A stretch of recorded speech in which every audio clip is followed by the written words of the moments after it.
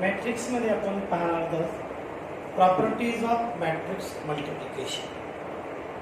Properties of matrix multiplication मध्ये पहिली property आपण प्रॉब्लेम मध्ये व्हेरिफाय केलेली आहे. कुठली होती ती? Product matrix A B not equal to B always. A B not equal to B, that is matrix multiplication is not commutative.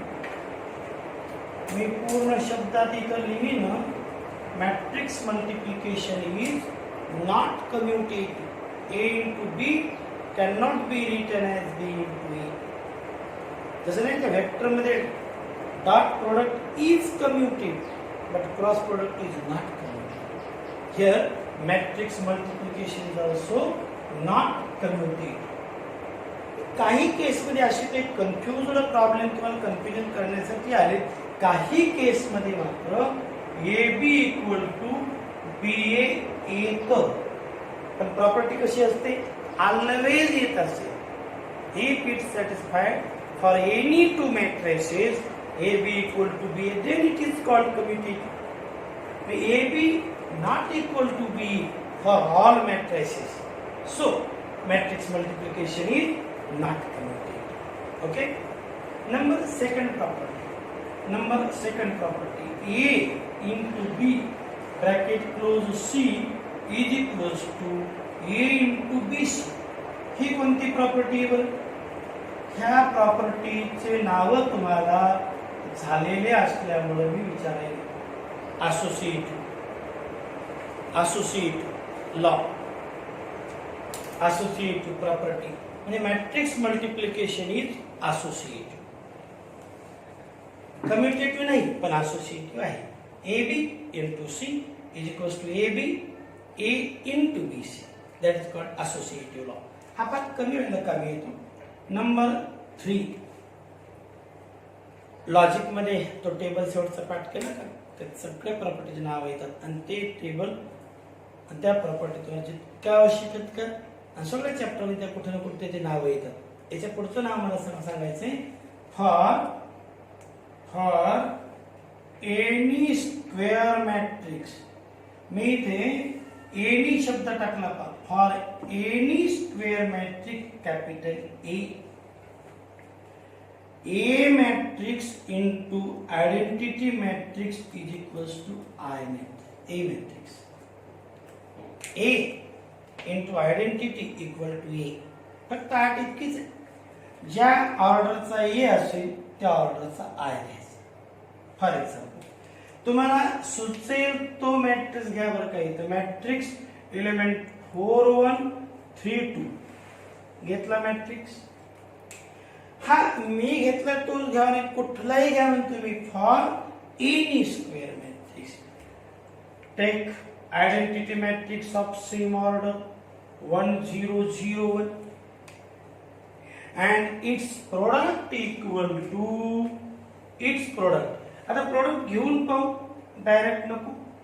First row first column 4 into 1 4 plus 0 अलग 4.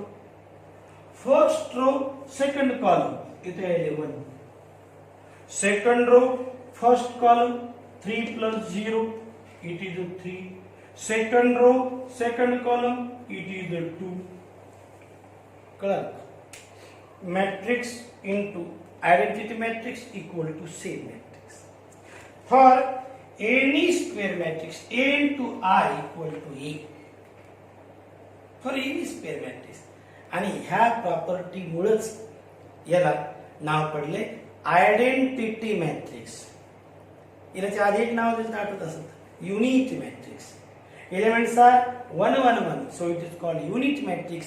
And because of property in multiplication, it satisfies identity law. A into I equal to A, so I is called the identity element in the matrix multiplication. जसं मी तुम्हाला पहिले सांगितलं होतं addition मध्ये, real नंबरच्या addition मध्ये any number plus 0 same number, a plus 0 e. Multiplication मध्ये into 1 same number. आपल्याकडे लॉजिक मध्ये सुद्धा आयडेंटिटी लॉ आहे. कंजंक्शन साठी वेगळा, डिजंक्शन साठी वेगळा. वेक्टर ऍडिशन मध्ये आयडेंटिटी लॉ आहे. मॅट्रिक्स मल्टिप्लिकेशन मध्ये आयडेंटिटी एलिमेंट म्हणजे आय मॅट्रिक्स येतो, त्याला आपण आयडेंटिटी मॅट्रिक्स आणि या प्रॉपर्टीला आयडेंटिटी लॉ म्हणूया. For any square matrix A into I equals to A property खूप महत्वाची आहे, त्यामुळे मी इथं हायलाइट करतो. A into I equal to A. पुन्हा एकदा रिपीट करू, आय आणि ए चा ऑर्डर सेम पाहिजे. ए स्क्वेअर मॅट्रिक्स 2x2 चा असेल, I 2x2. A 3x3, I 3x3. एक 3x3 चे एक्झाम्पल घेऊ. मॅट्रिक्स एलिमेंट 2 4 5 1 2 7 9 1 0 हा आपला मॅट्रिक्स घेतला आणि इथे घेतो मी आयडेंटिटी मॅट्रिक्स. आयडेंटिटी मॅट्रिक्स किती बायचा घ्यावा लागेल आता? 3x3. 1 0 0 0 1 0 0 0 1. तर या दोघांचा प्रोडक्ट पाहूया. प्रोडक्ट घेताना मला मदत करा, चला लक्ष द्या इकडे. काय म्हणणार आपण? हे रो आणि हा कॉलम. 2 न 1 ला 0 ला 0 ला म्हणजे आपल्याकडे आलं फक्त 2. Second row third column, first row second column, sorry first row second column. 0 plus 4 plus 0 that is 4. First row third column फक्त आलं 5. सेकंड रो फर्स्ट कॉलम केवळ 1. Second row second column it is 2. Second row third column this is 7. Third row first column 9. Third row second column 1 and third row third column 0. And hence we observe that any matrix into I matrix equals to same matrix. म्हणजे मी तुम्हाला property सांगतो इथं A into identity matrix equal to same matrix. That is identity law. जवळपास आत्ताच्या आत्ता मी 8-10 वेळेस repeat केला. महत्वाचं आहे मान. त्याच्यानंतर number 4th property. Property number 4. For matrix किंवा इथं सुद्धा for square matrix capital E. आता याच्यात हा एक कसा पाहिजे, याला पण 8 आहे. For square matrix E and that matrix E तोंडी सांगतो इथं non singular there exist matrix B. Symbol logic मध्ये वापरला आपण there exist matrix B such that for square matrix capital A there exists matrix B such that AB is equal to I. हे असं एकदा घडते.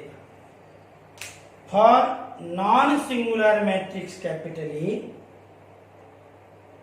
फक्त स्क्वेअरच्या ऐवजी ऍडिशनल वापरतो इथं. For non singular matrix capital A there exist capital matrix capital B such that A B equal to I. हे always satisfied होत नाही.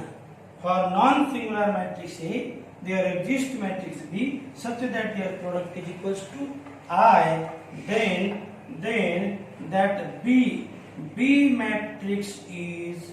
B matrix is called inverse matrix. Inverse of matrix capital A. जर असं घडलं तर हा जो इथला मॅट्रिक्स आहे का त्याला म्हणायचं ए चा इनव्हर्स. अँड हे स्टेटमेंट पहा मी इथे द्यायला पुन्हा. Inverse of matrix A is denoted by inverse of matrix A. sin inverse cos inverse आठवते का तसं inverse of matrix A is denoted by matrix A आणि त्याच्या इथे पॉवरच्या जागेवर मायनस. याला वाचायचं कसं? A inverse. what is inverse of matrix? मागे चला. for non singular matrix A इथं तो शब्द लिहितोच मी, फक्त सांगितलं ना तुमच्या लक्षात राहणार नाही. For non singular matrix A there exists matrix B, satisfy the condition A B equal to I, then that matrix B is called the inverse of matrix A, and inverse of matrix A is denoted by A inverse. Inverse of matrix A is denoted by A inverse. तर मला ह्या equation कडे पाहून सांगा बरं, matrix ए आणि matrix ए चा inverse product काय आहे? प्रोडक्ट येईल आय. ठीक आहे, ए आणि बी त्याचा inverse, B is inverse of A, product is I. Then A into A inverse is equals to I. आणि तुम्हाला हे पण व्हेरीफाय करायला काहीच हरकत नाही, A inverse A is equals to I. म्हणजे इथे ह्याच डेफिनेशन मध्ये if A B equal to I then B is called inverse of A as well as A is called inverse of B. Means A and B are inverses of each other. याचे एक उदाहरण देऊ का? तुम्हाला माहिती झालेले का? 5/7 आणि इथे घेतो मी 7/5. या दोघांचा प्रोडक्ट काय येतो? 1. मग 7/5 चा रेसिप्रोकल 5/7. 5/7 चा रेसिप्रोकल 7/5. सेम त्याच वे AB is equals to I. Then A is called inverse of B or B is called inverse of A. आणि inverse of A या एवढ्याला सिंबल आहे A पॉवर -1. मग AB B म्हणजे A inverse is equals to I किंवा A inverse A is equals to I. हे महत्त्वाचं equation लक्षात आलं का? कळलं? पुन्हा रिपीट पहा. Matrix multiplication is not commutative. That A product B is not equal to B product A. Matrix multiplication is associate. Associate मतलब आहे AB into C is equals to A into BC. And number 3, for any square matrix capital A, A into I is equals to A. कुठलाही square घ्या, मी ते example दिले होते आता खोडले. आणि for non singular म्हणजे ज्याचा डिटर्मिनंट 0 येत नाही, non singular matrix capital A, there exist matrix B such that their product is equals to I. त्या दोन मॅट्रिक्सचा प्रोडक्ट मात्र आयडेंटिटी युनिट मॅट्रिक्स आला पाहिजे 1 0 0 0 0 0 0, तरच B is called inverse of A or A is called inverse of B. B is inverse of A. Inverse of A साठी notation A inverse. So this equation A into A inverse equal to I or A inverse into A equal to I. That is the properties of matrix multiplication. पण याच्यामध्ये आणखी दोन साधारण properties मला add करायच्या. एकदम simple. कोणीही सांगेल ए मॅट्रिक्सला जर नल मॅट्रिक्स म्हणजे 0 मॅट्रिक्सने मल्टिप्लाय केलं तर काही 0.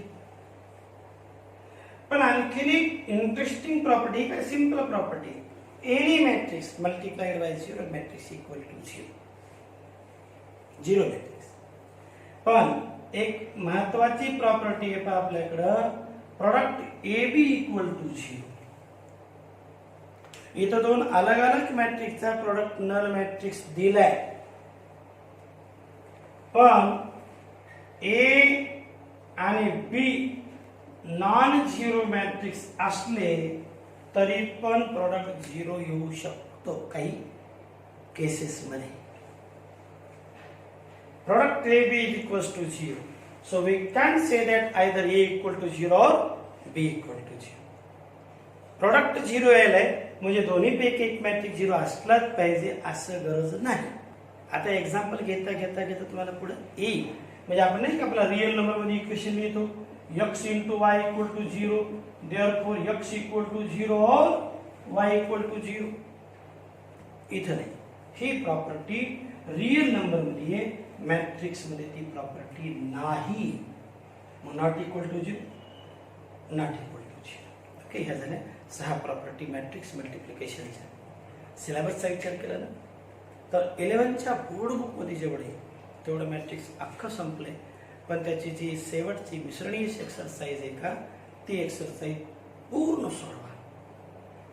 कारण त्याच्यात छोटे छोटे पॉईंट जे आहेत का, तेच JEEच्या किंवा CET हार्ड लेवलचे एक्झाम जे येतात त्यामध्ये त्रास देतात.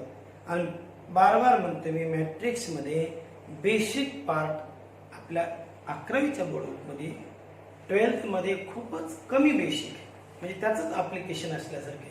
आता 12th मध्ये काय, लगेच आपण कंटिन्यू स्टार्ट करू याच पिरियडमध्ये. ओके, आपल्या 12th चॅप्टरचं नावच आहे का, इनव्हर्स ऑफ मॅट्रिक्स. 12th मध्ये तुम्हाला मॅट्रिक्सचं इनव्हर्स काढायचं आहे. म्हणजे पुन्हा आपल्याला इथून सुरुवात करायला लागेल. If A is a non-singular matrix, A is non-singular matrix. Compulsion कुठे आहे का? Non-singular matrix. Then there exists a matrix P such that the product of A and B equal to I. असं जर होत असेल ना, तर मला इथं म्हणावं लागेल where B is called inverse of A. B is called inverse of matrix A. आणि तुम्हाला मी म्हटलं की inverse of matrix A, inverse of A is denoted by, inverse of matrix A याला नोटेशन आहे A power -1. हे झालं inverse of matrix ए साठी notation. And therefore matrix into P म्हणजे त्याचा इनवर्स, इनटू त्या मॅट्रिक्सचा इनवर्स, प्रोडक्ट किती यायला आहे I. A into A inverse is equals to I. Okay, the product of two matrices is I, then B is called inverse of A. ही झाली इनवर्सची डेफिनेशन. आणि ह्याच इक्वेशनला तुम्ही उलट करून लिहू शकता. तर मी इथं असं पण म्हणू शकतो, B is called inverse of A, A is called inverse of A. हे दोन्ही इक्वेशन ट्रू आहेत. आता ही झाली definition. What is meaning of inverse of given matrix. एका मॅट्रिक्सचा इनवर्स मॅट्रिक्स म्हणजे कसा मॅट्रिक्स, त्या दोघांचा प्रोडक्ट केला पाहिजे आय. समजा मला इथं मॅट्रिक्स दिलाय 4 1 3 2 मॅट्रिक्स इनटू काहीतरी असा एक मॅट्रिक्स की आपला प्रोडक्ट आला पाहिजे आयडेंटिटी मॅट्रिक्स.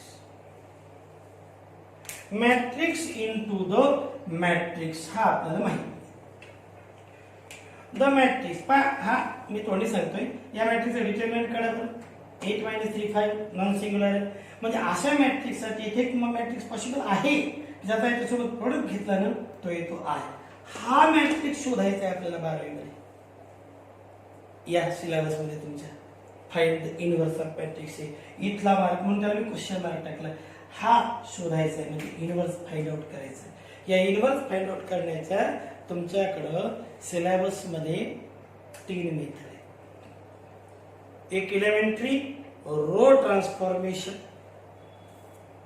दुसरी इलेमेंटरी कॉलम ट्रान्सफॉर्मेशन, मी फक्त शॉर्ट मध्ये नाव देतो रो ट्रान्सफॉर्मेशन. इथे number 2 column transformation.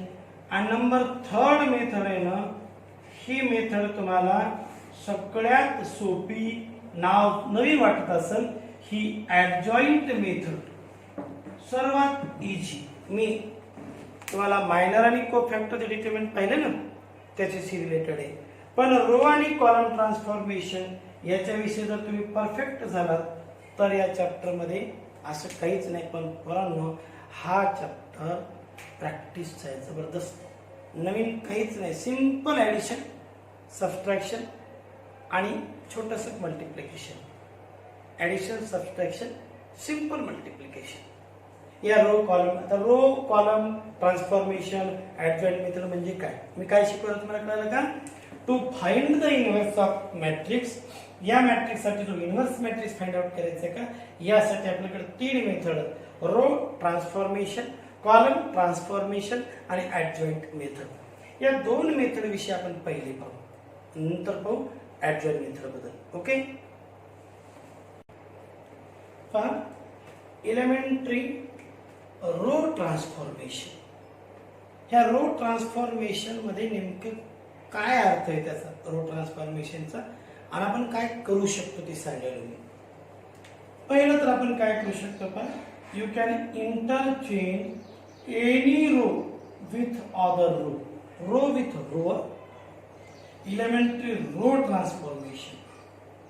We can interchange any row with row, or it is written as Ri interchange with Rg. इकडचं आपण एक्झाम्पलला काय करू, मी इथं सांगतो by applying the transformation R12 किंवा यालाच काय म्हणलं मी R1 डबल एरो R2. याचा मीनिंग काय समजून घ्यायचा, या सिंबॉलचा मीनिंग आहे our matrix is a transfer to, changes to. कसा चेंज आहे, काय बदलायला आपण फर्स्ट आणि सेकंड रो मध्ये फक्त आदला बदली, केवळ इंटरचेंजिंग. फर्स्ट रो सेकंड रोच्या ठिकाणी लिहिला, सेकंड रो फर्स्ट रोच्या ठिकाणी लिहिला. याला सिंबॉलिकली कसं लिहायचं, आर सफिक्स 12 किंवा R1 डबल एरो R2, आणि वाचायचं कसं इंटरचेंजिंग ith अँड jth. आपण रो ट्रान्सफॉर्मेशन मध्ये मॅट्रिक्सचे कुठलेही दोन अख्ख्या रोला रो इंटरचेंज करू शकतो. रोला रो अख्खा, एक एलिमेंट नाही. कंप्लीट 431 रो सेकंड जागेवर आणि सेकंड हा फर्स्ट जागेवर, त्यांच्याच आतला बदल, नवीन नाही. Interchanging any row with another row, पहिलं काम करू शकतो. नंबर 2 आणखीन आपण काय करू शकतो, you can multiply any row Ri changes to, symbol changes to k into Ri. k म्हणजे काय, k non zero real number, non zero scalar.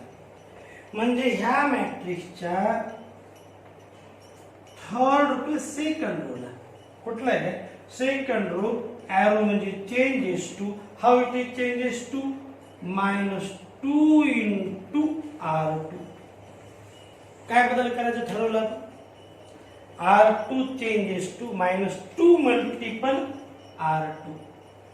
म्हणजे सेकंड रोच्या प्रत्येक एलिमेंटला -2 मल्टिप्लाय करायचं.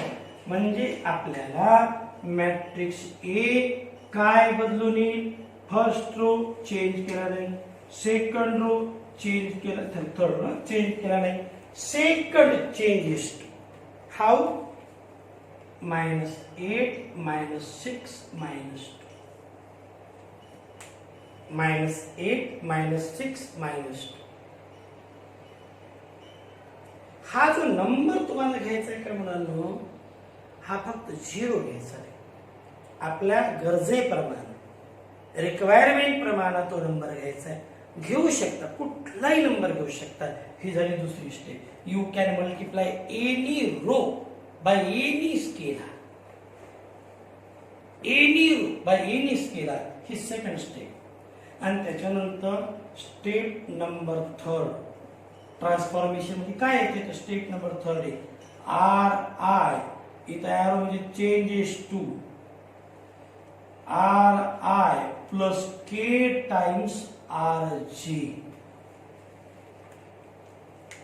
तुम्हाला एक एक मिनिंग कळतं का, KRG म्हणजे काय, जेथ रोच्या प्रत्येक एलिमेंटला k ने मल्टिप्लाय करायचं, अँड प्लस आय.